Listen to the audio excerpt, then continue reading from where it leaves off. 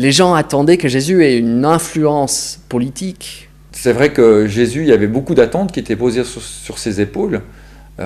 Ça se voit entre autres, il y a un passage dans les évangiles où il entre à Jérusalem et il est accueilli comme un roi, comme le futur libérateur du peuple d'Israël. Les Juifs étaient occupés par les Romains et ils attendaient tous un Messie, quelqu'un qui allait venir chasser les méchants et établir un royaume glorieux et puissant.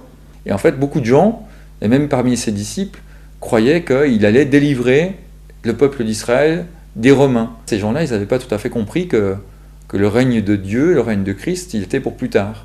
Une fois qu'ils ont vu que Jésus n'était pas venu pour établir un royaume, pour chasser les Romains, pour venir en force, forcément ils étaient déçus. Même parmi ses disciples, il y a eu des déçus, et ils se sont dit, mais en fait, on s'est fait avoir, ça fait des années qu'on le suit, et c'était pour rien, quoi.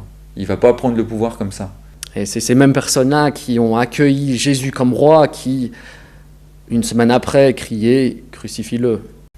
Je ne sais pas dans quel état d'esprit étaient les disciples, mais vraiment, ils devaient être dans des heures sombres de leur vie, dans un total état d'incompréhension des événements. Si Jésus est vraiment le Messie, s'il est vraiment le Sauveur, mais comment ça se fait qu'il est arrêté? Et puis en plus, il est condamné à mort, et puis il est crucifié. Et jusqu'à ce que Jésus leur apparaisse 3 jours plus tard, qui est la résurrection, ça a été vraiment, je pense, 3 jours très très sombres pour les disciples. Imaginez la déception de quelqu'un qui met toute sa confiance en une personne, qui y croit vraiment à fond, puis voilà que cette personne, elle meurt, quoi. Elle disparaît.